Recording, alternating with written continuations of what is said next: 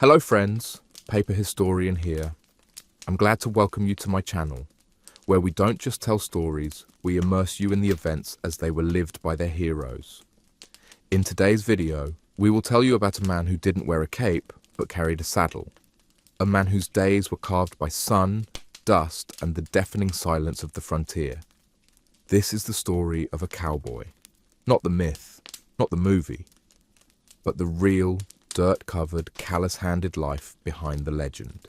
Lean back, put on your headphones, and let the story carry you west. You arrive before the town does really. The buildings come later, creaking, leaning, assembled by men with more ambition than nails and more whiskey than blueprints. What's here first is the dust, and that dust doesn't just cling to your boots. It clings to your teeth, your scalp, the folds of your clothes, and eventually, the deeper crevices of your soul. You are not a hero. You are not a villain. You are a settler, which means you've left something behind, though you'll never admit what or why. The town, if you can call it that, is one wide street flanked by wood, mud, desperation, and boards stolen from better places. There's a saloon, naturally, because misery drinks. There's a blacksmith, because misery needs horseshoes. There's a general store that stocks 3 pounds of salt pork, 2 pairs of boots, and a collection of goods so overpriced you'd think they were shipped from the moon. There's a doctor, or at least a man who once saw a medical book and now owns a bone saw. And there's a jail, though it rarely holds criminals, just drunks, lunatics, and the occasional honest man who asks too many questions. You rent a room above the saloon because that's what people do. Privacy is a luxury for people with doors that lock, and your room consists of a mattress filled with straw and mites, a pitcher of water that once may have been clean, and a chamber pot so ambitious in its smell that you name it after your least favourite relative. You get used to the noise, boots on wood, glass smashing, piano keys slammed by someone who's definitely more rage than rhythm, and of course, the universal soundtrack of men yelling about things they don't understand. You stop noticing the smell after a week, which is not the same thing as the smell going away. There are no sewers, there are no drains, there is only gravity and resignation. If you want to relieve yourself, you have 2 options. The outhouse behind the saloon, where the flies have formed their own government, or the alley beside the blacksmith, where the horses go. Either way, the experience teaches you to hold it in. Everyone walks with a certain tightness, not from modesty, but from fear of what they might encounter in the dark corners behind buildings. Baths are rare, water is scarce, soap is scarcer. You wash once a week, if you're lucky, and even then, it's with water that's already been used by someone else. Probably someone with questionable rashes and a fondness for spitting indoors. You learn to layer your smells like armour. A good hat hides your hair. A good scarf hides your neck. Nothing hides your feet.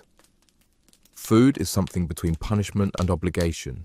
You eat what you can shoot, steal, grow or buy. And buy is last on the list for good reason. Salt pork, hardtack, beans. Coffee that tastes like it was brewed from regret and boot leather. Bread made without yeast or hope. Once in a while, there's jerky, which is less a snack and more a test of jaw strength. Vegetables. Only if you count the ones that grew themselves accidentally. Fruit is a rumour. Milk is dangerous. Cheese is a science experiment. You eat with your hands because forks are scarce and plates are communal. You eat fast because rats are faster. You eat in silence because talking wastes saliva, and you've learned to ration every liquid you possess. You drink water if you must, whiskey if you're smart, and turpentine if you're desperate. Many are desperate. Occupations are not chosen, they are accepted. You become a ranch hand because the cattle don't ask for references. You become a barkeep because you're less violent than the man you replaced. You become a coffin maker because business is steady and your clients don't complain. Some men dig, some sow, some cheat. A few even preach. No one thrives. Disease is not a visitor, it is a neighbour. Dysentery is common, cholera is frequent, and smallpox visits in waves like a bored god. There are no real cures. There are herbs, bleeding, poultices, and faith. If your leg breaks, you lose it. If your tooth aches, you lose it. If your appendix bursts, you lose everything. You learn not to sneeze in public, not because it's rude, but because it draws attention. And attention here is like fire in a hayloft. Children die often. They are born weak, fed worse, and raised in dust. You don't name them too soon. You don't love them too fast. The graveyard grows faster than the church. Coffins are reused. So are sermons. The preacher has 3 speeches, one for birth, one for death, and one for Sunday. And sometimes all 3 are needed on the same day. Women survive in spite of everything. They birth babies in blood and heat. They patch wounds with thread meant for mending clothes. They scrub floors with rags they also use for bandages. They cook with pans that double as weapons. They endure because there's no choice. Some run brothels, some run homes. Most do both. No one thanks them. No one dares to stop them either. You learn the town's rhythm quickly. Mornings are quiet, broken only by coughs and the groan of someone getting out of bed with joints like rusted hinges. Midday is chaos. Boots, hammers, cattle, curses. Evening is whiskey, always whiskey. The town sobers only on Sundays, and even then, only in theory. God is worshipped here, but mostly as a last resort.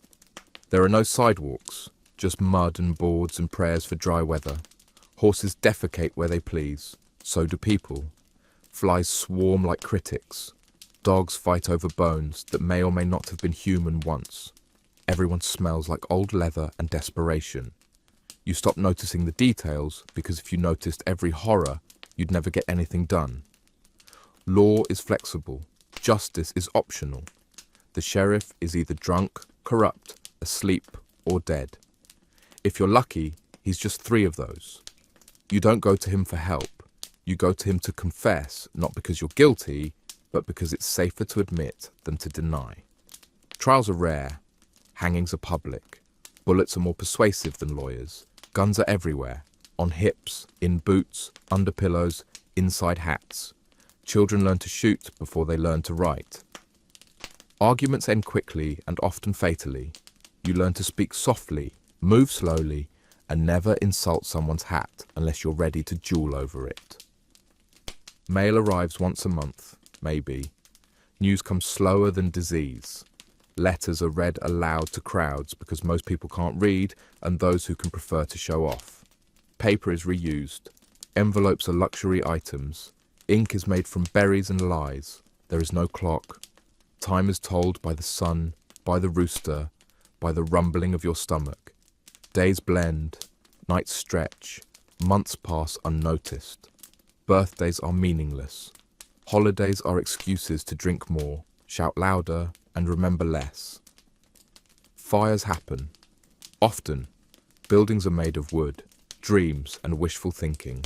One lantern knocked over, and half the town becomes charcoal. Buckets form a line. Water is scarce. Everyone watches with the grim calm of people who know they'll be rebuilding with the same boards tomorrow. Insurance doesn't exist. Complaints are shouted at the sky. And yet, you stay. You stay because leaving is harder, because the trail back is longer than the one that brought you here, because you came to escape something and found that escape often looks like survival. You stay because someone else does. You stay because the dust gets into your blood. And after a while, you mistake it for purpose. You stop dreaming. You start enduring. You trade hope for habits, comfort for routine, and meaning for repetition. You become part of the town, not its heart, but its cartilage. Necessary, unglamorous, unnoticed. You bury friends. You marry. You lose a finger. You forget your mother's face. You name your son after the only man who didn't cheat you. You watch as someone builds a second saloon. You watch as someone burns it down. You wonder which was the better act. You wake up one morning to find the town quieter than usual. Fewer boots, fewer curses. The blacksmith is gone. So is the doctor. The saloon still stands, but the piano is silent. The preacher mumbles to himself. The flies remain. You're still here, because where else would you be? You get sick eventually. Everyone does. It starts with a tickle in your throat, or maybe a rumble in your gut that feels more sinister than hunger. You tell yourself it's nothing. You drink whiskey to cure it, which is the same logic as hitting yourself with a hammer to fix a headache. It doesn't help. Soon you're sweating in places you didn't know had sweat glands, shivering in the summer heat, and coughing up things you hope weren't important organs. The local doctor, whose credentials are as suspect as his hygiene, offers you a tonic. You drink it. It tastes like turpentine laced with sugar and regret. He says it'll make you better. It doesn't. It just makes you forget what better ever felt like. He suggests leeches. You decline. He applies them anyway, because here, consent is optional when your fever hits triple digits. If you're lucky, you survive. If you're not, the undertaker gets more practice. He likes to whistle while he works, which would be charming if he weren't whistling while sawing through someone's rib cage. Your town has no morgue, just a cool cellar and the understanding that death is like dust, constant, inevitable, and poorly managed. If you live, you're thinner, wiser. You smell worse and smile less. But you walk again. You nod at the sun like it's an old enemy you've agreed to ignore. You thank the doctor, even though you suspect he killed more patients than he cured. You owe him your life. Or at least, you owe him the illusion that you still have one. You return to work, always. There is no sick leave, no recovery period. If your fever's gone, you're expected to lift a shovel. If you can't, someone else gets your job, your bed, and maybe your boots. Capitalism is alive and well, even if most of the capital is cow manure and IOUs written on corn husks. The town grows, not up, just out. More shacks, more tents, a new barber who doubles as a dentist and triples as a conman. He pulls teeth for 10 cents and dignity for free. The saloon hires a piano player with 3 fingers and a grudge. The general store imports canned peaches from the east and charges a week's wages for them. You buy a can. You eat them in silence. You cry a little. They taste like civilization. A photographer arrives with a wooden camera the size of a coffin. He sets up a shop beside the livery. He takes your picture, eventually, charges 50 cents and tells you not to blink. You stare into the lens like it owes you money. Weeks later, he shows you the photo. You look haunted, which makes sense. You are. Holidays come and go. Independence Day means whiskey. Christmas means more whiskey. Easter means church, followed by whiskey. Birthdays are remembered only when someone insists on a party, which mostly consists of pie and fighting. You learn to celebrate quietly, a new pair of socks, a knife that doesn't bend, a sunrise that doesn't feel like punishment. You hear rumors about railroads, about real cities, about the East, where people have electricity, running water, and newspapers that arrive more than once a month. You dismiss them, not because they aren't true, but because belief is dangerous. Hope grows mold in places like this. You've seen what it does to people, makes them soft, then angry, then dead. The church gets a new roof. The preacher gets a new wife. No one asks what happened to the old one. She's with family, which in this town usually means buried behind the stables. The new wife sings hymns in a voice so high it rattles windows. She bakes bread that tastes like sin, and everyone lines up on Sundays to eat and repent. A travelling show passes through. Snake oil, sword swallowers, and a woman who claims to read fortunes in the patterns of spit. You pay a nickel. She tells you that you'll die old, in bed, surrounded by silence. You laugh. You know the truth. You'll die the way everyone does out here. Quick, pointless, and probably dirty. But still, the lie is worth the price. The children grow. Some of them survive. They play in the dirt and swear like miners. They build forts from firewood and throw rocks at chickens. You teach one how to whittle. You don't know whose child it is. It doesn't matter. Out here, parenting is a community chore, like burying the dead or chasing out rats. A school opens. Sort of. One room, one teacher, 10 children, and a blackboard that was once a door. You donate a chair. It's missing a leg, but so is one of the students, so it balances out. The teacher is from back east. She wears gloves. She stops wearing them after the first week. You watch her age in reverse, idealism evaporating like sweat in the wind. Sometimes people leave. Not many. They pack a cart, say goodbye, and vanish down the road.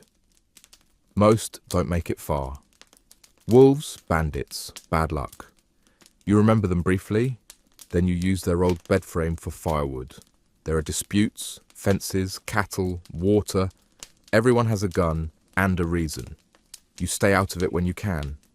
You've seen enough blood to know it doesn't soak into this soil. It just sits there, drying into memory. Occasionally, someone's buried behind the saloon with a cross made from kindling and a name misspelled in chalk. It rains. The name disappears. You get older. Your joints pop like gunfire. Your back curves like a question. You forget things, not memories, just names, dates, whether you already told that story. You grow quieter, not wise, just tired. The world narrows to your stool, your pipe, the way the wind sounds when it's about to storm. A new sheriff arrives, young, clean, ambitious. He carries rules like a badge and speaks in full sentences. You don't trust him. Too eager, too hopeful. He builds a bigger jail. He arrests a drunk for swearing in church. He tries to outlaw spitting. The town ignores him. Eventually, he marries the preacher's daughter and learns to smile with his teeth closed. You see more funerals than weddings. That's normal. You learn to judge a man's worth by how deep they dig his hole. Shallow means fear. Deep means respect. You've attended both. You expect your own to be somewhere in the middle. The saloon changes ownership. The whiskey doesn't. The piano loses another key. The brothel closes after a fight no one talks about. It reopens a week later with new curtains and the same ghosts. You sit on the porch and watch it all with the patience of a man who's buried worse things than secrets. And still, you stay. Because where else would you go? You stop counting the years, not out of wisdom, just because the calendar means little when every day feels like a slow-motion funeral. You measure time instead by things that disappear. Teeth, friends, horses, the shine in your eyes when someone says the word tomorrow. You don't live in a town anymore, not really. You live in a collection of decisions that never quite became buildings. The saloon is still standing, if only out of spite. The church still opens on Sundays, even if the preacher spends more time repenting than preaching. The schoolhouse gets used less and less, mostly because children either leave or start working young enough to forget what letters are for. Sanitation never arrives. You stopped expecting it long ago. There's no sewer system, no running water, no trash pickup. Waste just goes. Into holes, behind buildings, down the slope behind the butcher shop, where nothing ever grows, and the flies sing louder than the choir. Rain helps. Sometimes. But mostly, it just spreads the misery evenly. There are outhouses, of course, wooden coffins with crescent moon carvings and the smell of humility. You learn to hold your breath, your balance, and your dignity. You stop being shy about bodily functions. Privacy is for the rich and the dead. Bathing becomes an event, not a habit. The river is too cold and too far. The tin tub behind the saloon is a luxury you can't always afford, especially when the water's been used 3 times already and the soap looks suspiciously like lard. Still, once in a while, when the stars align and the itch becomes unbearable, you strip down and scrub like you're trying to erase the frontier from your skin. You never do. Your clothes tell your story better than your mouth. Frayed cuffs, patched knees, sweat-stained collars. You mend what you can and ignore the rest. Boots are sacred. You'd rather go hungry than barefoot, and sometimes you do. You learn the art of barter, A rabbit for a button, a sack of flour for a hat that no longer fits but looks like it once belonged to someone who mattered. You develop opinions about dust, about its texture, its taste, its capacity for betrayal. It gets into your food, your lungs, your memories. You learn to spit sideways and blink often. You no longer question why everyone walks like they're carrying invisible weights. The weight is real. It's just called air. Food becomes less about taste and more about temperature. If it's hot, it's good. If it's not moving, it's edible. You eat beans like they're a sacrament. You eat jerky so tough you begin to suspect it died angry. Fresh meat is rare, vegetables rarer. Eggs are a currency, milk a myth, and sugar a rumour from a more civilised century. You once saw a peach. You still dream about it. You learn tricks. How to cook a rabbit so it doesn't taste like shoe leather. How to stretch flour with sawdust if no one's looking. How to catch rain in an old coffee pot and boil it twice to chase off whatever ghosts might be swimming in it. You become a magician, a chemist, a liar, all in the name of dinner. You grow herbs, not for taste, but for health. Sage for cuts, mint for the breath you never trust, and something you think might be hemlock but use anyway because it helps with the pain. Your medicine cabinet is a box of leaves, roots, and desperation. The doctor visits once a month, drunk and condescending. You don't invite him in. Entertainment is simple.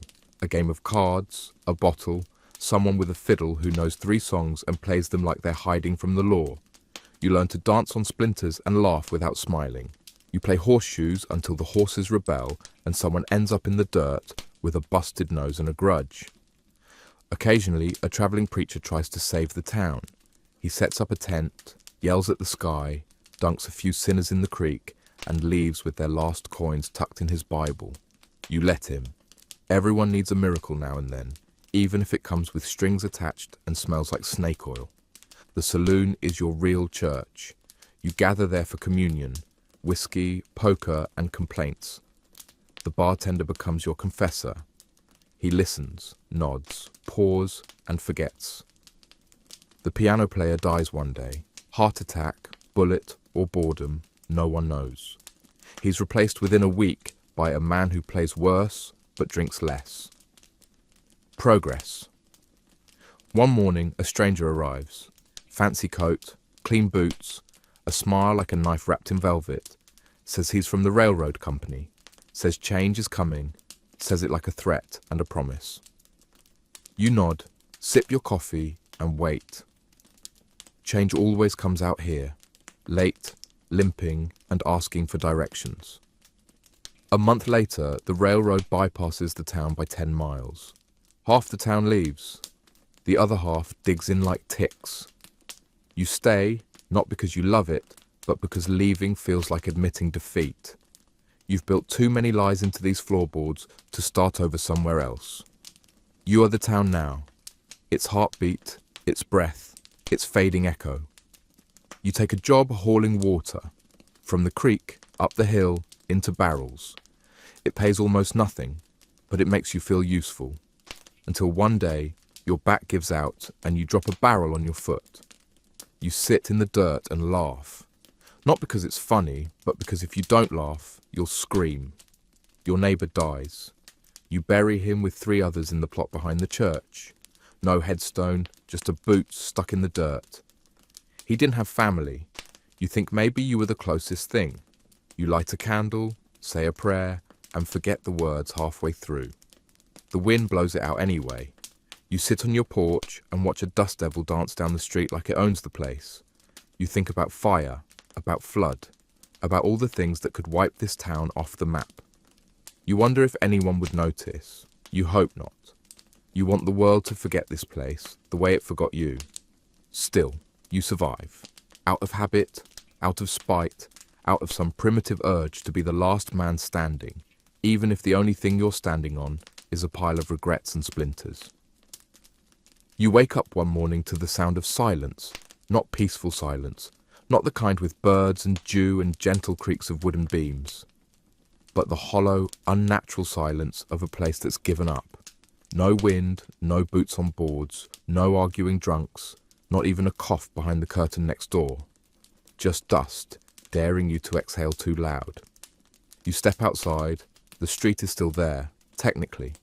One long scar of packed earth flanked by sagging buildings that now lean inward, like gossips sharing a secret no one cares about anymore.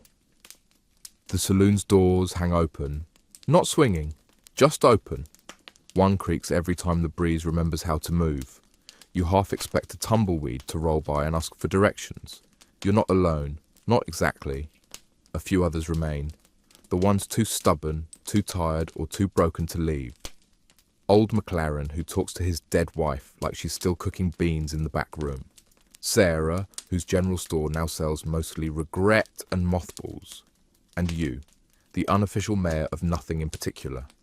There's no council meeting, no ceremony, no moment where someone declares the town dead. It just happens, like rot, like rust, like all those other words that start quietly and end with collapse. You used to dream once, about trains, about running water, about teeth. Now you dream about a cold beer that doesn't taste like river mold, and a bath that doesn't involve apologizing to your own skin. The dreams are shorter now. The aches wake you before the good parts. You spend your days fixing things that no one uses. A fence, a porch step, a bell that hasn't rung since the last time someone got married. And that was years ago, and the groom left before sunrise. You do it not because you think anyone will benefit, but because the alternative is remembering why you stopped hoping in the first place. Sometimes you try to write, just a few words, a letter, a memory, a story no one asked for, but the paper's always too white, too clean, too accusatory. So you stare at it for a while, then use it to start the stove. There's a smell you can't name that clings to everything. Not death exactly, more like afterlife with body odor. The kind of smell that makes soap cry. It's not offensive anymore. It's familiar. Like family. Like failure. Like home. Your hands don't work like they used to. They shake when you pour coffee. They hurt when you tie your boots. You tell yourself it's just the cold, but deep down you know it's age tapping on your joints with a polite reminder that you're not special, just late to leave.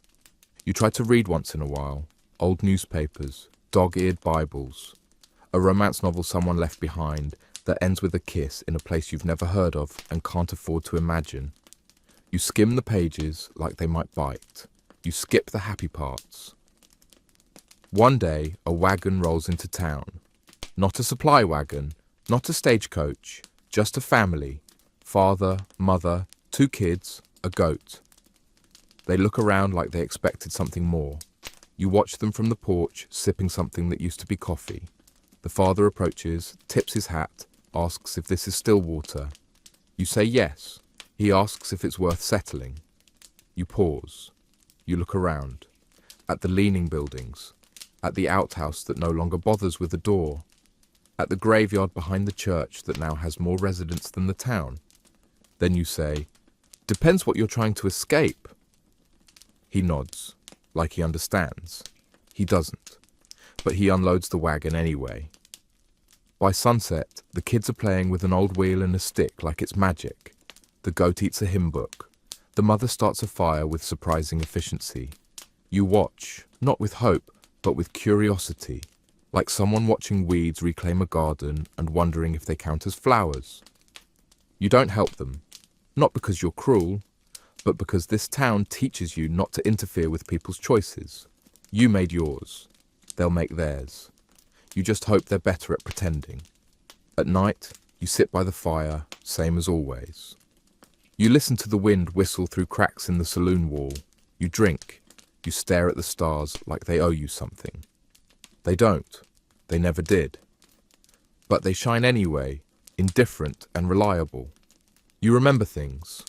You try not to, but you do. The first time you kiss someone without checking for lice. The best pie you ever had, even if it was squirrel.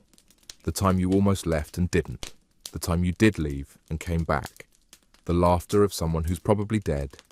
The sound of a town full of life before that life learned how to die quietly. The new family plants a garden. They build a co-op. They hang laundry. You smell soap again. Real soap. For a moment you hate them. Not really, just enough to remind yourself that you're still capable of feeling something beyond apathy. Weeks pass, then months. The goat gets fat. The kids grow louder. The father fixes the schoolhouse door. People start stopping by again. Traders, wanderers, someone with a fiddle. You sit on your porch and watch the town stretch its limbs like it forgot how to be awake. You don't believe in rebirth. You've buried too many things for that.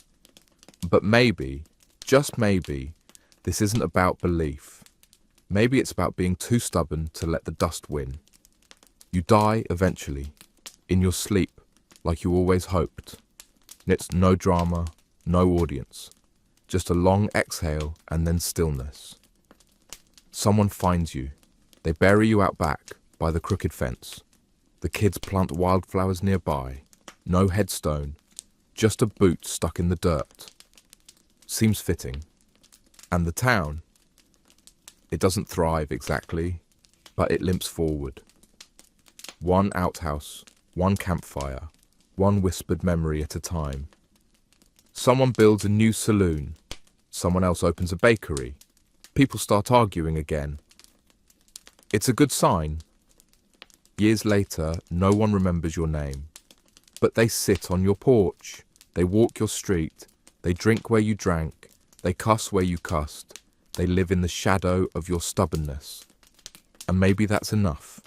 Maybe that's the only legacy any of these places ever get. A footprint in the mud, a joke passed down, the scent of something almost clean drifting on the wind, just long enough to make someone believe in tomorrow. Moving on to the next story, Life of the Sheriff on a Wild West. You are the law. Not the kind that wears robes and speaks in Latin, not the kind that quotes dusty books or believes in redemption through procedure. No, you are the kind of law that limps into a saloon with yesterday's whiskey still on your breath, a revolver hanging low on your hip like a sleeping dog, and a badge that shines less from pride and more from a decade of someone else's blood and fingerprints. You didn't choose this job. Not really. You just didn't say no fast enough. And then one day you woke up, 10 years older, 40 pounds heavier, and too far down the bottle to climb out. Your name is muttered when trouble rides in and forgotten when peace overstays its welcome. You have a tin star, a stiff back, a gut full of regrets, and a town too stupid to realise you're more tired than dangerous now. This place, this God-forsaken town clinging to the edge of nowhere with its splinters and its silence and its one wide dusty street, isn't on any map that matters. It has a name, technically, but you haven't heard it spoken with sincerity in years. Folks just call it town, like naming it again might bring it back to life. Once there were dreams here, railroads, cattle drives, silver. Now there's just a post office that doesn't deliver mail and a church that prays mostly for rain. Your office is a wooden box with 2 cells, one of which holds a drunk and the other a collection of scorpions you keep forgetting to clean out. There's a desk, a chair that leans worse than your morals, and a shotgun that misfires in the cold. You have a deputy, technically. He's 17, stutters when he's nervous, and can't shoot worth a damn. But he brings you coffee strong enough to melt rust, so you haven't fired him yet. Mornings begin not with sunrises or birdsong, but with the sound of Mrs. Wilkins yelling at her pigs again. You know her voice better than your own mother's. You roll out of bed, which is just the cot in your office, because why pretend you have a home? And piss into a chamber pot you keep under the desk, because the outhouse is for optimists. You wash your face with a rag that smells like last month's hangover and buckle on your belt with the care of a man dressing for execution. Out on the street, the dust greets you like an old lover, clingy, familiar, and impossible to shake. You tip your hat to no one in particular and walk down Main Street with the gait of a man who's learned that speed only gets you to disappointment faster. The saloon opens at 10, but the real drinkers start at 9. You join them, not because you're thirsty, but because the alternative is remembering what sobriety feels like, and you've done your time in that prison. The barkeep is a man named Harris. He has 3 teeth, 4 debts, and 5 ex-wives, though the math never adds up. He pours you your usual without asking, and you drink it without thanks. The town trusts you to keep order, and you trust the whiskey to keep you from shooting someone for chewing too loud. Then the trouble starts. It always does. Sometimes it's a fight between 2 ranch hands who forgot which one was supposed to lose. Sometimes it's a preacher's daughter running off with a gambler who smells like cologne and cowardice. Sometimes it's something worse, a stranger with a clean shirt and too many questions. But today it's Old Man Tucker claiming his horse has been stolen. Again. You nod, you sigh. You follow him out to his barn, which smells like damp hay and dementia. The horse is there, of course. It always is. Just standing on the wrong side of the fence like it's making a statement. You pretend to investigate, pat Tucker on the shoulder, and tell him justice has been served. He offers you a carrot. You take it. It's the best you'll eat today. Back at the jail, your deputy is practicing his quick draw in the mirror. You watch for a moment, then hand him a broom.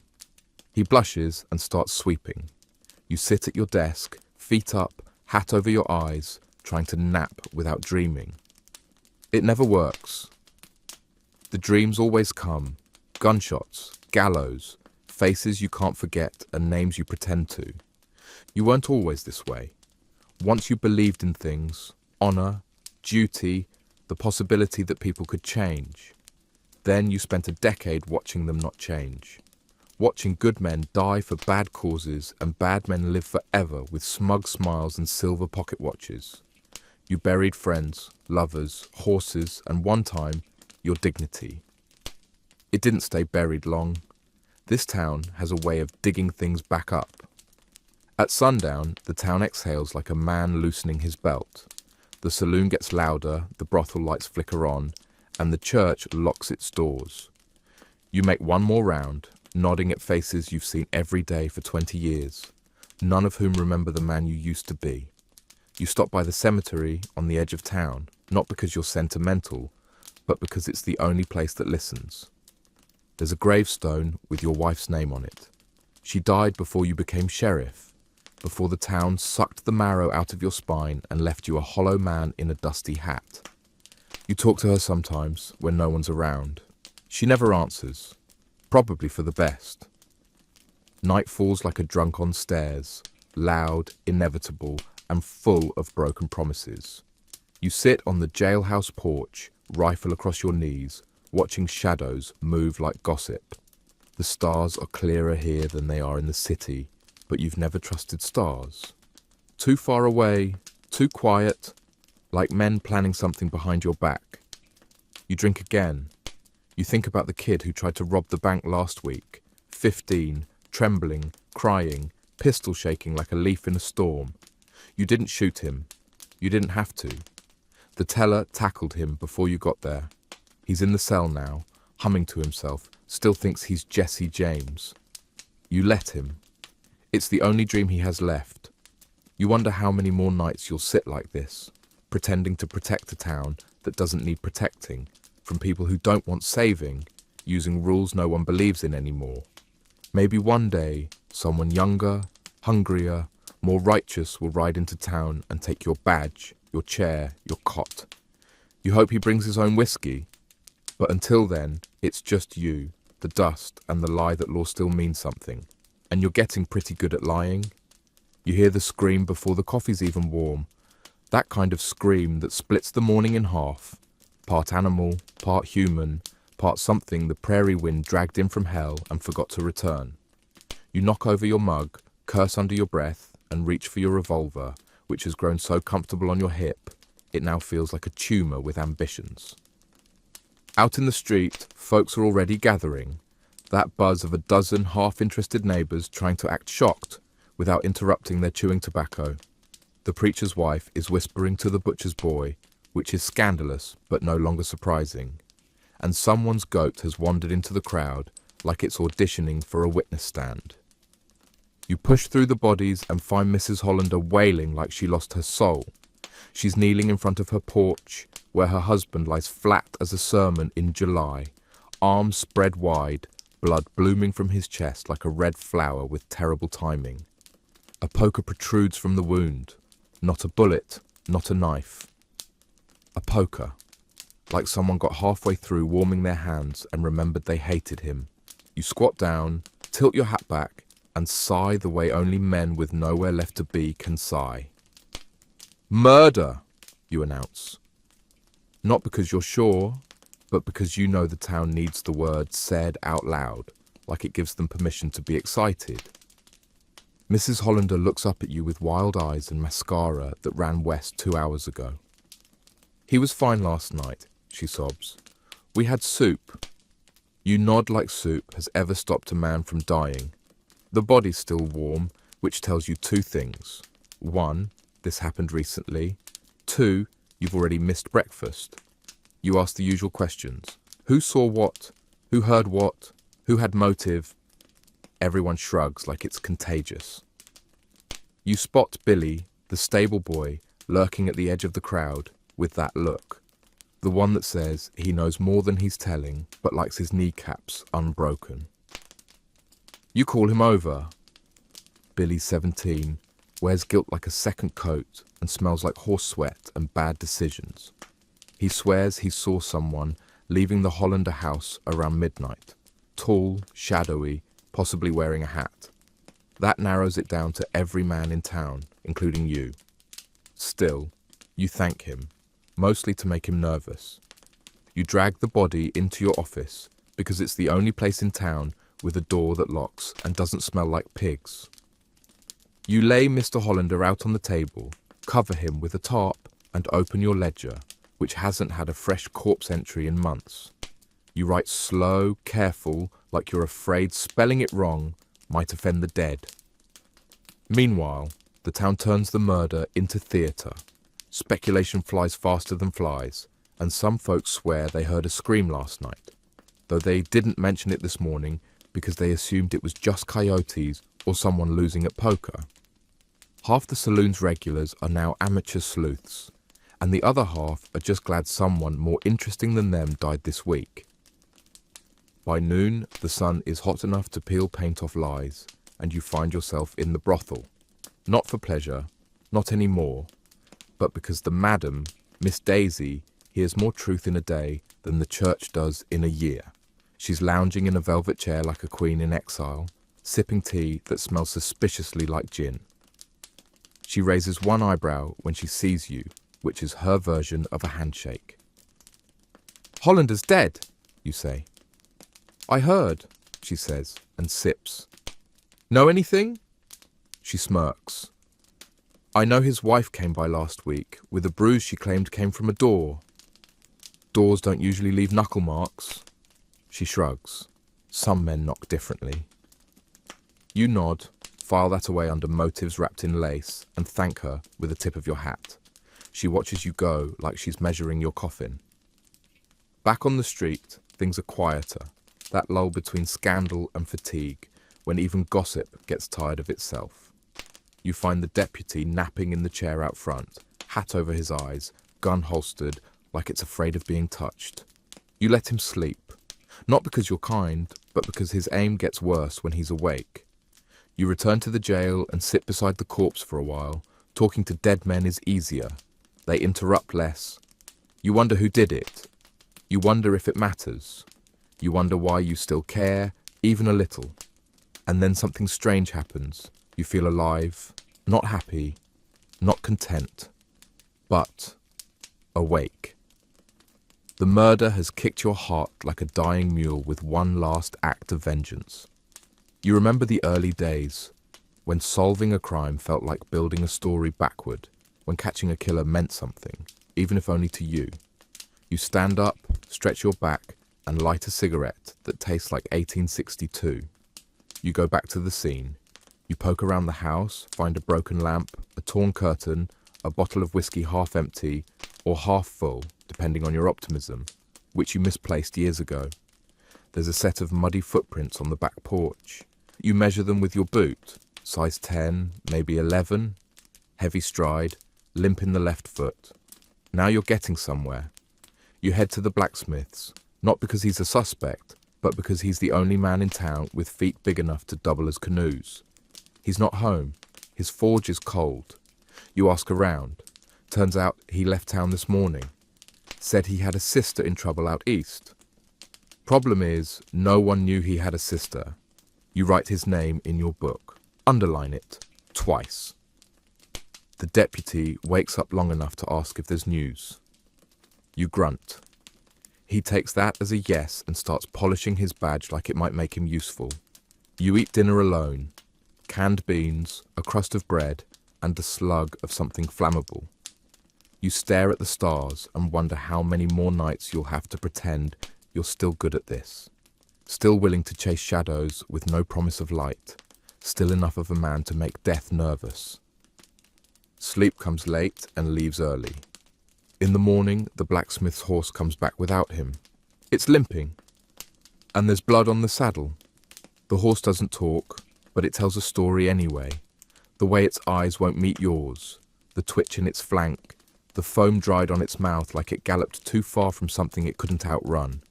You rub its neck, pat its side, and wonder how much blood is too much before a man decides he's got nothing left to bleed.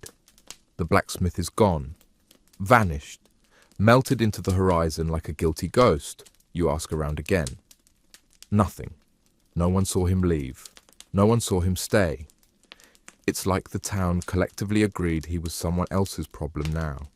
You can't decide if that makes them cowards or just honest about how little they care anymore. So you ride. You saddle up your own horse, old, tired, and named Whiskey because naming it Regret felt too on the nose. You follow the trail, or what's left of it. The tracks are shallow, the blood's gone brown, and the wind's erasing evidence faster than you can think. Still, you ride. Not because you think you'll catch him, but because you're a sheriff, and chasing men is the closest thing you've got to religion. You ride for hours, the prairie stretching out like it wants to prove how small you are. The sun climbs, your hat sweats, and somewhere behind your ribs, a little voice starts whispering that this is a waste of time. You ignore it. You've ignored worse. Then, by some miracle or accident, you find him. He's not running. He's sitting, right there, under a dead tree that looks more like a warning than a landmark. He's drinking from a canteen and staring into nothing, the way men do when they've seen something they can't explain and decided to stop trying. You dismount, walk slow, gun holstered but ready. He sees you coming, but doesn't flinch. Just nods, like you're both early for the same funeral. I didn't mean to kill him, he says, before you can ask. You don't respond. Not yet. Let the silence do the heavy lifting. He hit her, he continues. He always hit her. I saw the bruises. I heard the crying. She begged me not to do anything, said it'd make it worse. So I waited. And last night, I saw him drag her by the hair out the back door like she was kindling. You take a breath. Let it out slow. Justice and law don't always sleep in the same bed, and today they're not even talking. I didn't plan it, he says. Just saw the poker, and suddenly it was in my hand. You sit on a rock across from him. Your knees crack like old secrets. Why run? You ask. He looks up, eyes red but dry. Because no one cares why I did it, only that I did. He's not wrong. The town would hang him on a guess just to feel alive again, and you'd be expected to tie the knot. You stare at him. He stares back. Two men who've seen too much and slept too little. You gonna bring me in? He asks. You want to. It's your job. It's what the badge says, but the badge never had to bury a friend for defending a woman no one else would help. The badge never had to listen to a jury of drunks pretend they cared about the truth. The badge never smelled the sweat of a man who's already sentenced himself. I'll tell them you died out here, you say, eventually. Fell off your horse, broke your neck, buried you where you landed. He nods once, slow, like he's not surprised, like he never expected anything else. You ride back alone. You make a cross out of sticks and plant it under the dead tree, just in case someone ever wonders. When you return to town, you tell them what they want to hear. That justice was served, that the man paid, that the desert took him like it takes everyone who walks into it with sin in their saddlebag. They believe you, or pretend to. Same thing. The town quiets, the gossip dries up, the saloon pours again, the preacher prays again, and Mrs. Hollander smiles a little wider than she should for a grieving widow. You return to your office, light a cigarette, and sit beside the cold stove, wondering how many more compromises you can file under good enough. Night comes. It doesn't knock. It just walks in and sits on your chest. You sleep, eventually, but not deeply. There's a noise behind your dreams, the sound of boots walking away in the dust. Morning hits like regret, slow, bright, and absolutely unforgiving. You wake in the chair again, neck twisted, back screaming, and your badge lying on the floor like it quit during the night. Coffee's cold, and so is the stove. Nothing new. You stretch, curse, and check your pistol before stepping into the same dusty street you've been watching decay for the better part of your life. The town looks exactly the same, which is another way of saying it's a little bit worse. The preacher waves. You nod. The undertaker is sweeping his porch with the sort of diligence that implies someone's died recently or someone's about to. You ask yourself if it matters. You decide it doesn't. They bring you a letter around noon. The postmaster's nephew, all elbows and awkwardness. He says it came from the east, smells like paper and newsprint and something dangerously close to ambition. You open it slowly, like a man unwrapping dynamite. It's from a judge. Not your judge, not that any of them ever really were. A federal man. Eastern boots, tight handwriting, formal tone. Says your town's being considered for administrative consolidation, which is a bureaucratic way of saying your job is about to become ceremonial, and soon after that, redundant. They want to send someone younger, educated, clean. You imagine teeth that shine and boots that don't know manure.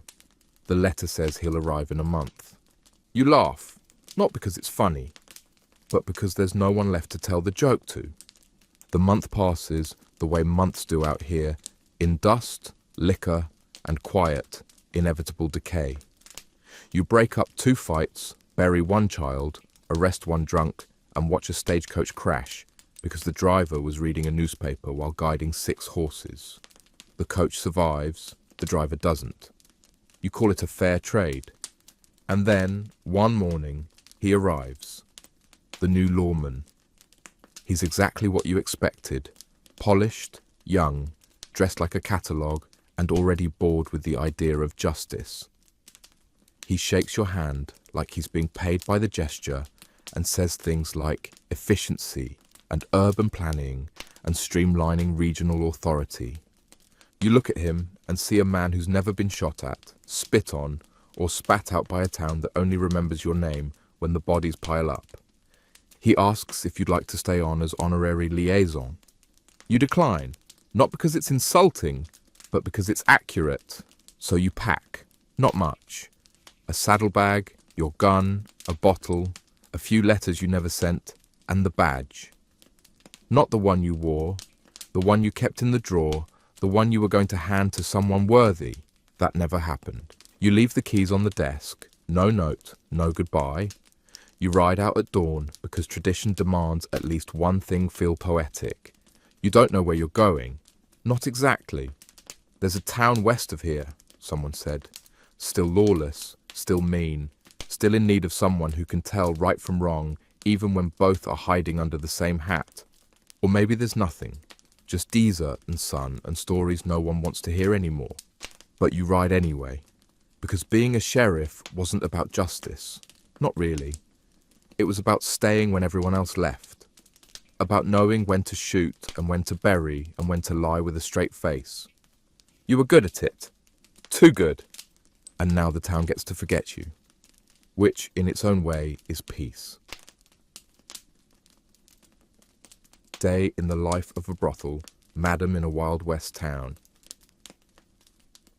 You wake up to the sound of retching behind the red curtain. Again.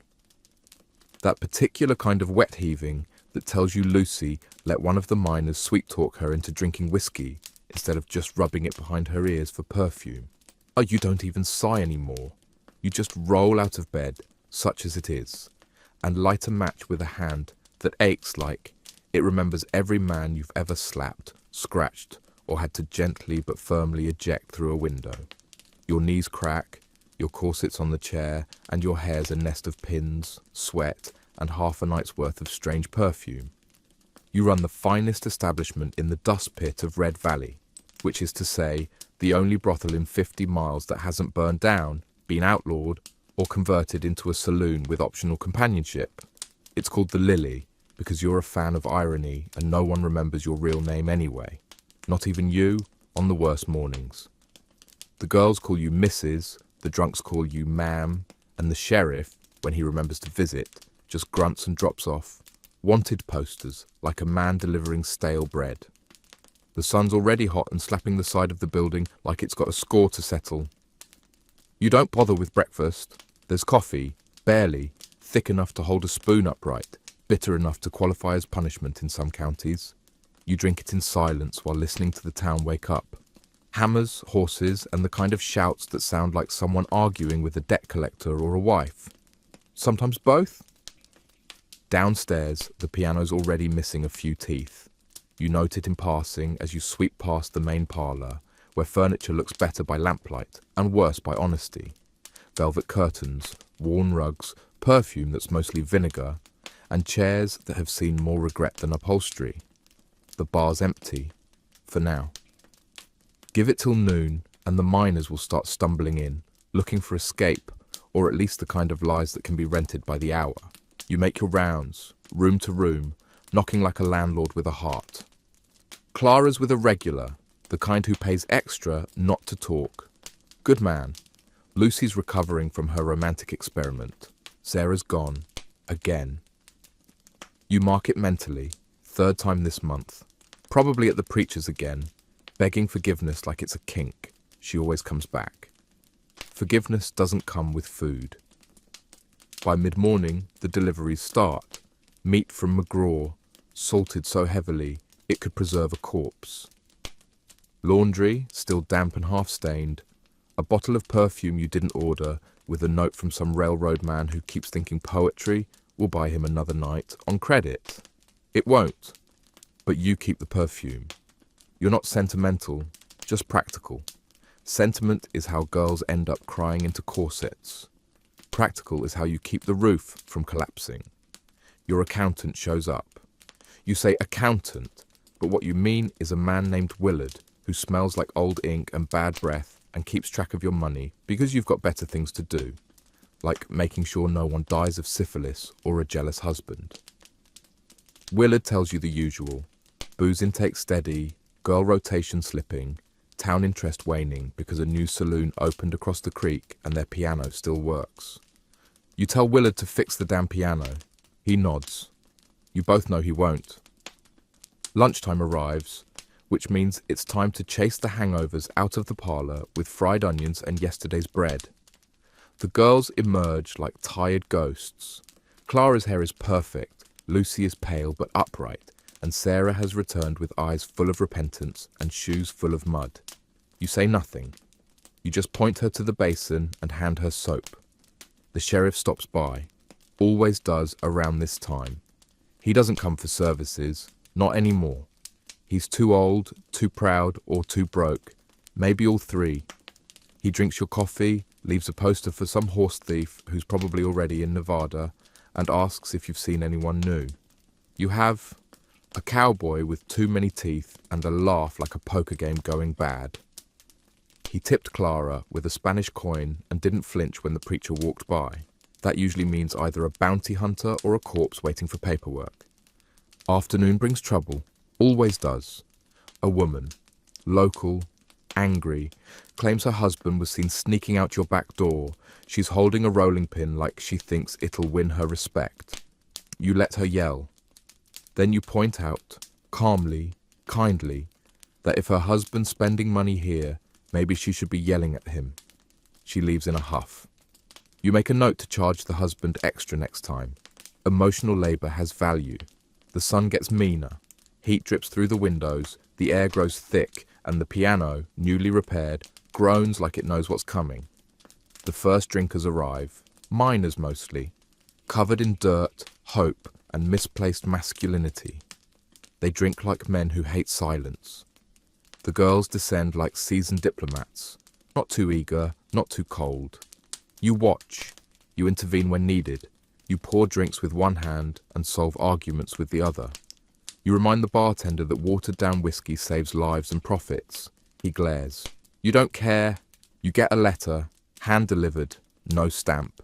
Just a folded paper and a name scrawled on the front. Yours, or what passes for it now. Inside is a warning. No signature, just a crude drawing of a noose and the words, "Time's up, whore." Creative. You've seen better threats carved into bathroom walls. Still, you burn the note and check the back door locks twice. Can't be too careful. The church boys get rowdy when the preacher talks about fire and brimstone for too long.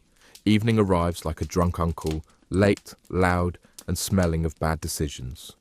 The parlor fills, cards, music, heat, and perfume. Deals are made, lies are sold, love is performed. You play hostess, mediator, therapist, and occasionally bouncer. You remind two cowboys that fighting over a girl doesn't make them more desirable, just more disposable. One backs down, the other doesn't. He gets a bottle to the head. You bill him for it when he wakes up. By midnight, the piano's off-key again, Clara's counting coin, Lucy's half asleep, Sarah's crying in the hallway, and you're doing the math on how much longer this town can support your particular brand of survival.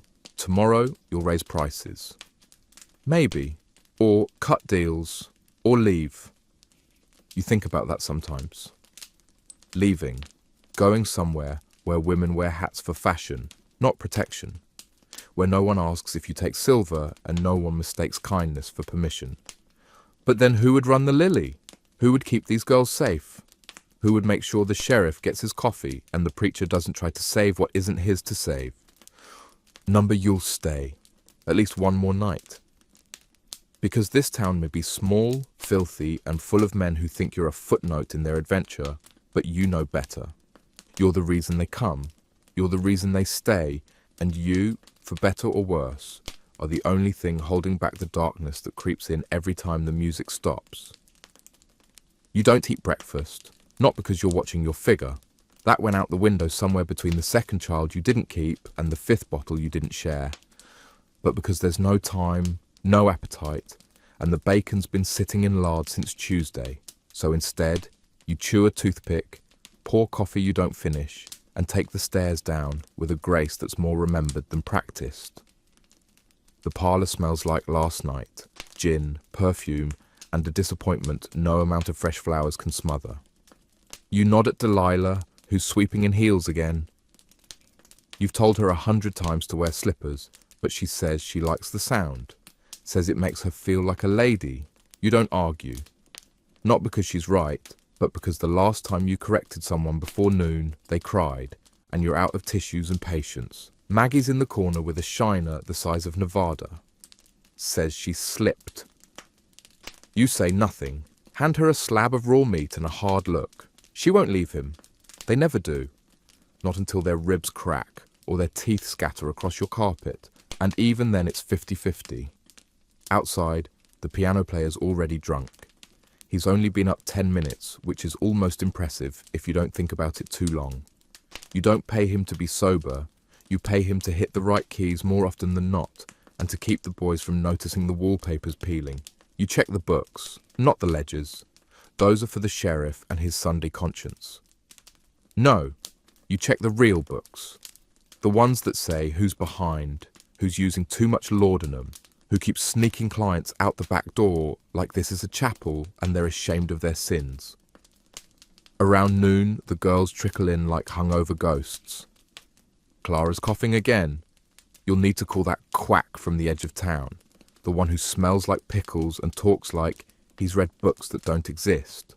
Lottie's in a mood, says a customer called her mom, and she didn't like the implication. You tell her to smile more. She throws a pillow at you. You throw it back harder. Laughter follows. That's something. You sit in the velvet chair by the window, the one that used to be burgundy before the sun bleached it into a shade you call Hope's Residue. You watch the town. Same dusty street, same tired souls. Kids chasing dogs that bite back. Men too proud to tip their hats. Women pretending not to notice your windows. Sheriff ambles by, taps his hat. You nod. You were sweet on him once, before the badge hardened him into a statue with a revolver. He still visits sometimes. Always late, always quiet, never smiles. Doesn't have to. A letter arrives. Pink envelope. Too much perfume. You don't open it right away. You know it's from your sister, the one who married well, moved east, sends you updates written in cursive so sharp it could draw blood. She says things like, God has a plan, and you should come visit. You wonder what she'd do if you showed up with Delilah, Lottie and Maggie in tow.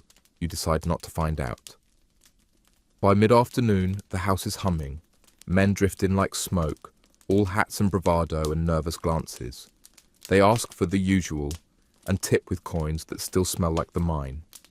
You don't judge, you just keep the place running. Clean sheets, warm water, no questions. A preacher stops by. Not to protest, he did that once, and Delilah kissed him in front of the whole congregation just to shut him up. No, this one comes for Lottie. Pays double, asks her to call him father. You upcharge for blasphemy. She winks at you on the way up the stairs. You almost laugh. Almost. There's a knock at the back door. Trouble always comes through the back. It's a man you've never seen. Says he's from Kansas City. Says he's looking for something rare. You tell him this isn't a zoo. He smiles with too many teeth and hands you a coin that's too heavy. You don't like him. You let him in anyway. Business is business. But you make sure Maggie's already gone for the evening.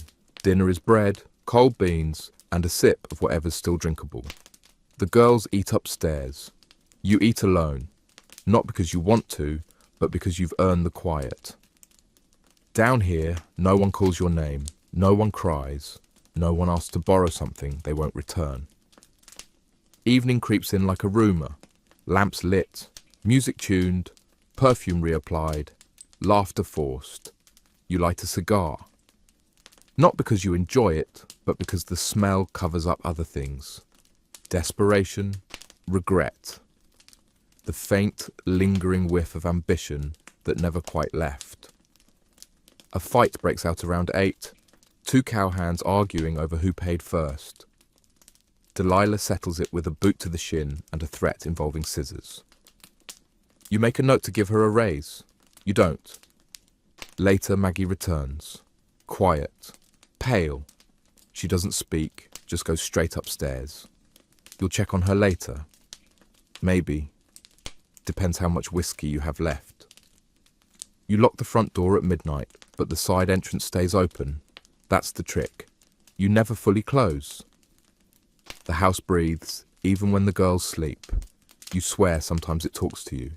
Says things like, you should have left, and it's too late now. You pour one last drink, sit in the window again, watch the moon hang like a cheap decoration over a town that forgot how to dream. And you think, not of love, not of God, not of escape. You think about linens, because they need washing tomorrow. You wake up sore, not from sleep, but from gravity. Age clings to your joints like debt, and even your hair feels tired. The bed creaks under you like it resents your weight. You sit up slow, not out of caution, but out of resignation. This isn't a morning, it's a sentence. There's no mirror in your room, not because you don't own one, but because you turned it to the wall 3 years ago after catching your reflection mid-laugh and mistaking it for someone else.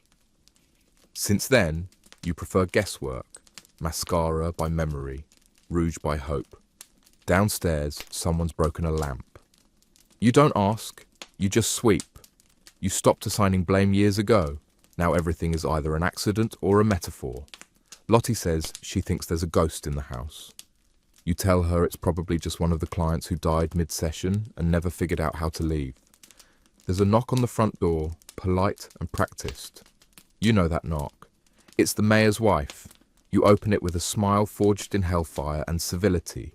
She's here for the donation box, the one you fill weekly so your girls don't get arrested and your name doesn't show up in sermons. You hand her the envelope and she hands you a flyer for a church potluck. You both pretend it isn't a transaction. She says, "Bless you," and you say, "Every Tuesday," and you both know it's not a joke, but you laugh anyway. After she leaves, you sit at your desk and run your fingers over the receipts like a priest thumbing through sins. Every dollar earned is a coin flipped between survival and shame. You stopped caring about the shame. The survival still matters. Around noon, you hear music. Real music. Not the broken piano or Lottie's off-key humming, but something drifting through the window. A fiddle, maybe, or hope in disguise. You walk outside and follow the sound until you find a kid on a barrel, playing like his life depends on it. Maybe it does. You give him a coin. He looks surprised. You don't tell him it's the most honest money you've handed out in a decade. Back inside, Ruth is crying. Not the girl, the cook. You didn't even know she could. She says her son was drafted. You didn't know she had one. You say all the things you're supposed to. He'll be fine. They're just boys with uniforms. The war's not real till it knocks. You don't believe any of it. She doesn't either. But it helps to pretend. Later, you clean the linens yourself. Not because there's no one else, but because sometimes you need your hands busy so your mind doesn't wander into rooms you locked years ago. The sheets smell like sweat and perfume and something older. Memory, maybe. Or resignation. The sheriff drops by again. Says there's talk of a new marshal coming to town. Young, God-fearing, the kind who believes reform is a moral obligation. You laugh until your ribs ache. He doesn't. He just lights a cigarette and asks if you ever think about leaving. You say, every night. Then you both go quiet. You feed the girls stew from a pot big enough to hide bodies in. Clara asks for more. You give it to her. Delilah doesn't eat, says she's fasting. You know it's laudanum again. You say nothing. You've learned that certain things get worse if you look at them too long. Sunset creeps in like a shy lover. The house changes. Voices drop. Lights dim. Skirts shorten. Hope tightens its corset and pretends to be luxury. You reapply lipstick with the precision of a surgeon and pour yourself a drink that tastes like regret filtered through oak. Business is steady. Men you recognize by belt buckles and bad cologne. They don't talk much. They want silence, softness, escape. You give them what they came for. Or at least the illusion of it. Some days, that's enough. Near midnight, a girl you don't know walks in. 16, maybe 17. Name's Birdie. Says she came from Abilene. Says her father drinks and her mother prays and she figured this was the better option. You don't argue. You tell her to sleep upstairs, clean herself up, wait till morning. You already know she won't leave. You pour one more drink, sit in your chair, watch the dust in the air catch the lamplight and pretend to be gold. You remember a man once told you you had eyes like sunrise. You remember laughing, not because it wasn't sweet, because it was, and sweet things don't last here. You consider writing a letter to your sister, to your past self, to no one in particular. But your hands are tired and your thoughts are slow, so you just sit and sip and stare. Because this is what you do.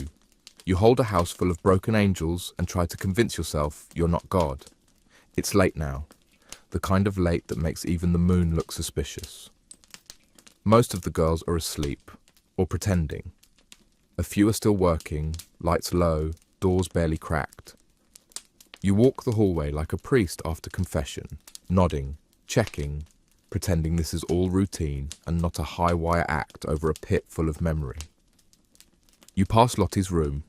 She's humming again, off-key and out of time, but it's familiar. A kind of lullaby for the damned. You leave her be. Downstairs, the fire has gone out. You don't bother relighting it. The cold is honest. Let the place feel it. You pour yourself one last drink, the kind that doesn't taste like anything except delay. You sit in the armchair, your armchair, the only thing in this whole godforsaken building that actually belongs to you, and exhale like a woman who's tired of pretending she breathes for free. A rat scurries across the floor. You salute him. Survivor recognizes survivor. There's a letter on your desk from a man in San Francisco. Says he wants to buy the place, turn it into a hotel, clean it up, make it respectable. You haven't answered. You won't. Because if there's one thing worse than being disrespected, it's being erased politely. You think of the girls, where they'll be in 5 years, 10. You can picture it as some dead, some vanished. 1 or 2 married to men who don't ask too many questions. You hope they lie well. You hope they forget your name if it helps them sleep. You think of yourself. No children, no legacy, just this building, this ledger, this liquor, and the echoes of other people's lives bouncing off your walls. Is that enough? Number. But it's what you've got, and you've learned not to ask for more than the night is willing to give. You used to pray. You don't anymore. Not because you stopped believing, but because you know if there is a God, he's too busy elsewhere. Or maybe he comes here too, but doesn't leave a tip. The floor creaks upstairs. A girl laughing, somewhere. You close your eyes and let the sound settle over you like dust. Tomorrow you'll do it all again. The cleaning, the negotiating, the damage control, the tired smiles, the careful kindness. You'll protect the ones who can't protect themselves. You'll take the heat. You'll pretend the sheriff's visit was just business. You'll ignore the way your hands shake when no one's looking. And maybe, just maybe, you'll read that letter. Not answer it. Just read it. Pretend there's still a choice. Because even if you're not free, you remember what freedom sounded like once. A laugh in the dark. A key that never fit. A knock that came too late. You finish your drink, stand up slow, and as you turn out the lamp, the last thing you think is not a prayer, not a wish, but a fact. You're still here. The life of a Native American scout guiding white settlers across the frontier. You are not what they call you. To them, you're a savage with good boots and better instincts. A red-skinned compass that doesn't talk back unless spoken to. A useful beast with a name too strange to pronounce and too inconvenient to remember, so they call you Scout or Guide or Hey, and you nod. Not because you agree, but because that's the only direction the money flows. You weren't born on their maps. You were born where rivers made promises and trees kept secrets, where land was not measured but remembered. Your first breath was not air, but pine smoke. Your first steps left no footprints because the ground knew who you were. But now, here you are, wearing second-hand leather and sleeping near wagons that creak with every lie civilization ever told about itself. The settlers arrive in waves, white, nervous, loud waves, and they always look surprised that the wilderness doesn't come with chairs and curtains. They ask if the bears will eat them. You say yes. They ask how far until there. You say it depends on who survives. They laugh. You don't. You lead them anyway. Because leading pays more than resisting. Because bullets speak louder than tradition. Because the world decided to change and didn't ask your permission. You learned early that the land doesn't care who owns it, but the people do. And those people carry guns, Bibles, and diseases, and they share only one of those willingly. Your mornings start before the sun because settlers wake like roosters and worry like widows. They ask you to find clean water. You bring them to a stream older than their god. They complain it tastes like dirt. You suggest they try licking coins instead. They want to cross the mountains before winter. You tell them they should have started last spring. They think you're joking. You're not. The children are the only ones who treat you like a person. They ask real questions. Do you have a mother? Did you ever eat a snake? Can I touch your hair? You answer yes, yes, and no. Their parents scold them for curiosity, as if ignorance was something noble. Sometimes you talk to the horses. They understand more than the people do. You ride ahead most days, scouting for danger, which is another way of saying scouting for life, because everything out here wants to kill you, including the wind. You see bones in the grass and smile, because at least bones are honest. You see tracks, cougar, elk, sometimes other tribes. You erase some. You exaggerate others. You decide what they get to fear today. They call it wild land, untamed, empty. But you know every inch is crowded with memory. Battles, births, betrayals, songs that outlived their singers. You don't tell them that. They wouldn't believe it unless it came with a certificate and a map drawn by a white man in Washington. At night, around the fire, they want stories. You give them half-truths wrapped in old smoke. They love the ones with blood. They clap when the brave dies nobly and hate when the trickster wins. You tell them what they want to hear. They call you wise. You call them children. Sometimes they ask why you help them. You say, "Because I'm bored." They laugh. You don't. Your real name means something like he who walks between the land and the law, between memory and myth, between what was and what's left. You've walked that line since before you had teeth, and now you wear it like a scar, visible only when it rains. The old ones warned you, don't trust the whites, they take what they can't carry and destroy what they can. But the old ones also died poor. You figured there was room for a third option, survive. You've seen both sides. You've seen your people raid wagon trains when the food runs low and leave no survivors because survivors talk. You've seen soldiers slaughter whole villages and say it was an unfortunate misunderstanding. You've buried children who weren't yours. You've burned things that once were sacred. You've lied to both camps, and you sleep just fine. You are fluent in hypocrisy. You speak it better than English. One day, a man in the caravan asks if you believe in God. You say, "Which one?" He frowns, says, "The real one." You ask if his real God has ever slept under stars without a roof, if his real God has ever seen a mountain bleed, if his real God needs gold or just the people who dig it. He doesn't ask again. You remember your first time leading. You were younger, louder, still thinking the game was fair. You warned them about the river, said it swelled after rain. They didn't listen, lost 2 wagons, 3 oxen, and a boy who never learned to swim. The mother blamed you. The father blamed God. You blamed the boy's bad luck. You almost quit that day. But then they paid you anyway, and you realized guilt is for those who can afford it. Now you just tell them what they'll believe.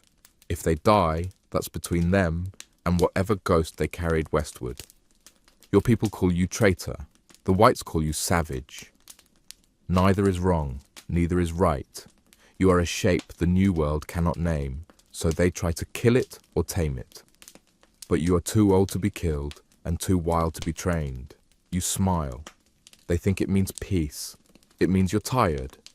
You've slept in snow, sand, mud, and once inside the ribcage of a buffalo. You've eaten things with too many legs and things with none. You've traded pelts for bullets and bullets for pelts depending on which side had better whiskey. You've spoken with chiefs and generals and found them equally full of wind. You've mapped places that don't exist anymore. You once led a preacher through Apache land, told him to keep quiet. He wouldn't, said God would protect him. You buried what was left beneath a cactus and didn't mark the grave. God didn't either. Still, every now and then, you get a group that listens. Not well, but enough. They keep their fires small. They follow your lead. They say thank you. It doesn't make them smarter, but it makes your job easier. You don't stay with them long. That's the rule. You guide them through the hard parts, point them toward the nearest fort or town, and vanish before they start asking questions you can't answer. Will we be safe? Will we find gold? Not likely. Will the land be kind? Not if you treat it like a stranger. But you say none of that. You nod. You smile. You disappear. because being a guide means knowing where to go, but it also means knowing when to leave. And you always leave. You wake up to the sound of men trying to build a fire the same way they try to build a nation, loudly, inefficiently, and with no sense of the wind. One of them is swearing at damp wood, another is blaming the cold for his inability to hold a match, and a third is poking around like maybe the kindling will assemble itself out of pity. You lie there for a moment longer, eyes half open, because sleep is the only time you aren't a guide and you've grown fond of pretending you're not responsible for other people's survival. But the illusion doesn't last. You rise slowly, joints cracking like old bark, and throw a blanket off shoulders that forgot warmth a long time ago. The men barely notice you, or maybe they do, but pretend not to. That's the new thing.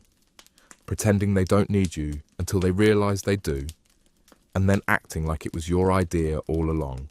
You build the fire in 30 seconds. No ceremony, no fuss.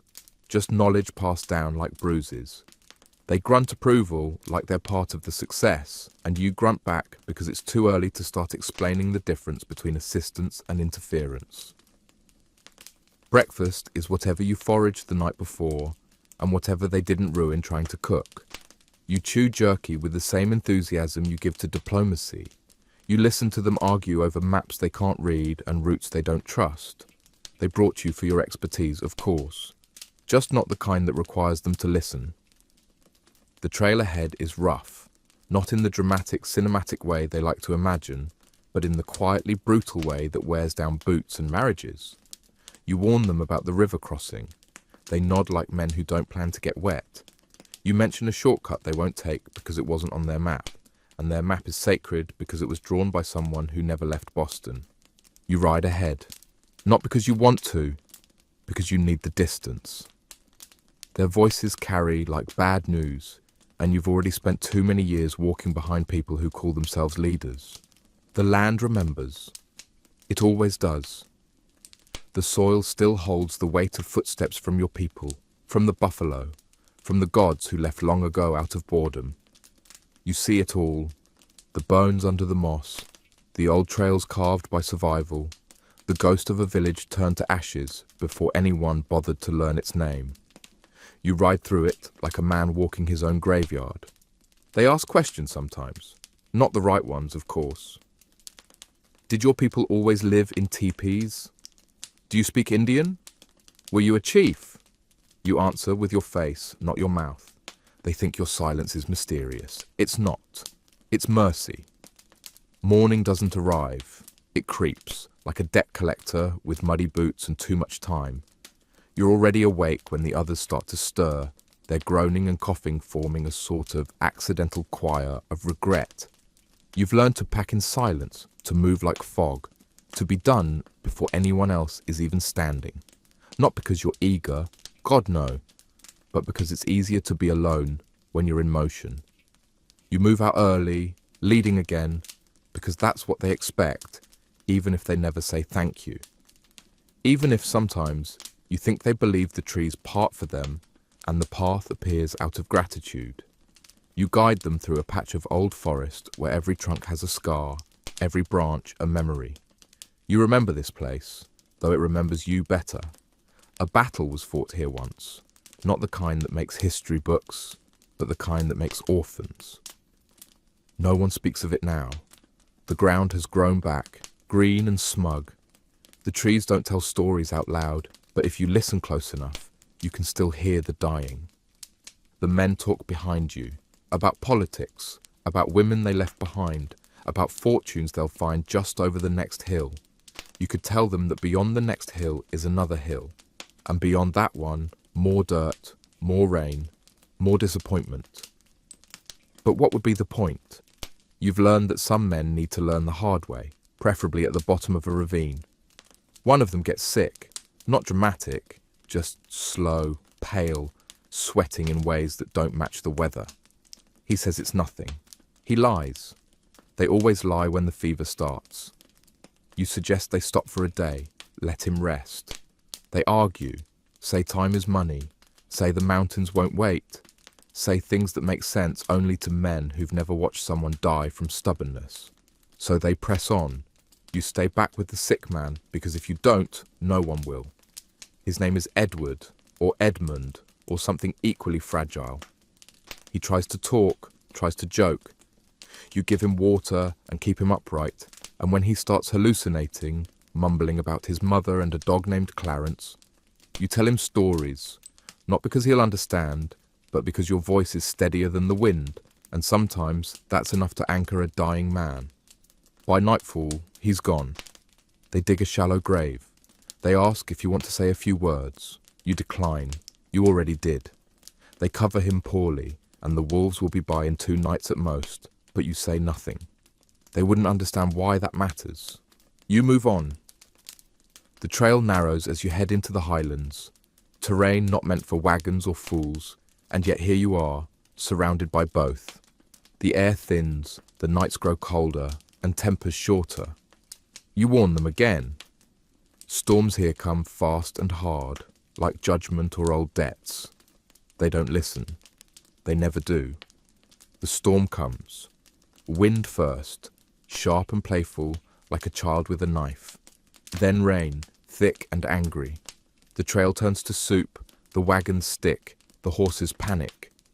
One man curses God, another curses you, and you consider cursing back, but decide to let nature finish the job. Tents collapse. Firewood won't catch. Someone gets struck by lightning, not directly, but close enough to scream. The group fractures, some running for shelter, some standing in place like statues made of bad decisions. You gather the few who'll follow and lead them to higher ground, to a rock shelf you passed 2 days ago that offers just enough protection to pretend it's intentional. You make it through the night, barely. In the morning, they look at you different. Not with gratitude, that would be too much to hope for, but with something close to respect. Or maybe it's just fear. Either works. You don't ask for thanks. You never do. You know that guiding men through the wilderness is easy. It's guiding them through themselves that will kill you. You get to the river. It's higher than expected, swollen with rain and arrogance. You know what that means. Someone's going to try to cross without listening, and someone's going to need saving. You tell them to wait, scout for a better crossing, mark the safest route. And still, one of them, the one who thinks his boots make him invincible, tries anyway. He gets halfway before the current reminds him that rivers don't care about manifest destiny. You pull him out, cold and gasping, and he calls it an adventure. You call it Tuesday. They make camp early that night, exhausted from doing everything the hard way. You sit near the edge, alone as usual, carving a stick not because it needs carving, but because it keeps your hands from remembering things better left forgotten. One of the younger men, barely grown, sits beside you. Doesn't say much. Just sits. You let him. Silence is rare and worth protecting. Eventually he asks, "Do you miss it?" You don't ask what he means. You know. You nod once. Not because it answers the question, but because it avoids the explanation. He goes back to the fire where the others are laughing at something they'll regret in the morning. You stay where you are, watching the stars with the eyes of a man who used to believe they held answers. They don't, but they're still better company than most men. The land flattens again, eventually. It always does. Valleys open like tired mouths, and the mountains shrink behind you, distant and smug. The settlers think the worst is over. You know better. You've seen men break faster in comfort than in chaos. Hunger you can prepare for. Hope, that's what gets you. One of them wants to fire you. Says they know the way now. Says they've got the maps, the sun, the stars. You nod because arguing with a man who's confident and wrong is like teaching a rock to swim, pointless and exhausting. You pack your things anyway, quietly, cleanly. You've been dismissed by better. But they don't let you go. Not really. A few of them, the ones who've noticed, who actually got them through the mountains, speak up. They argue. They bicker. A consensus forms, not out of wisdom, but out of fear. They keep you on. You don't thank them. The town finally appears like a lie made real. Wood buildings with signs, horses tied up like ornaments, smoke curling from chimneys like promises. Children run barefoot, dogs bark without purpose. And white men wear hats like authority is a costume you can buy. You've arrived. They scatter, some to claim land, some to lose money, some to forget what the journey cost. You remain outside the town for a day, maybe two. You've learnt not to walk into places until they invite you, and even then, only with a plan for walking out. Eventually, you go in. For supplies, for information, for proof that it exists. The shopkeeper watches you like you might take something without asking, and the sheriff tips his hat just enough to say, "I see you," but not enough to say, "You're safe here." You keep your hands visible and your mouth closed. That night, you sit by the fire, not theirs, yours, outside town, with a sky too big for your thoughts. You think of those who didn't make it, of the man with the fever, of the horses that collapsed, of the maps that lied and the rivers that didn't. You think about leaving, but you don't, not yet. You take work guiding others, prospectors, missionaries, gamblers running from debts, lovers running from marriages. They all want shortcuts. You give them the long way, the safe way, the way that won't kill them, not quickly at least. One day, a boy follows you. Not a white boy, one of your own, maybe 10, maybe older. It's hard to tell under all that silence. He doesn't speak much, but he watches, listens. He carries a knife too big for him and a hunger too old. You let him follow. He learns. You teach him the sky first, the way it turns, the way it lies. Then the rivers, then the plants. You tell him stories not for morals, but for memory. The old world lives in them. You teach him to wait, to watch, to walk without being heard. And one day, when a client calls him boy and he doesn't flinch, you know he's ready. You don't stop guiding. Not really, even when your knees creak like old trees and your breath shortens like daylight in winter. You slow down, yes, but you don't stop, because stopping means explaining yourself, and you've never been good at that. Eventually, the settlers forget you. Not completely. Your name ends up on a trail marker, misspelled and weather-worn. Someone calls you a scout in a book he barely researched. Another draws you in the background of a painting, eyes too light, features too tame. They name a ridge after you. They spell it wrong. You die in a place not meant for death, too pretty, too quiet. You die without a priest, without a family, without a quote for the papers. Just a fire that burns low, a knife in your lap, and a sky full of stories you never got to tell. But that boy buries you, and when he does, he tells your story, not the whitewashed one, the real one, with the mud and the blood and the silence. And the land listens, because it remembers, and it does not forget its own.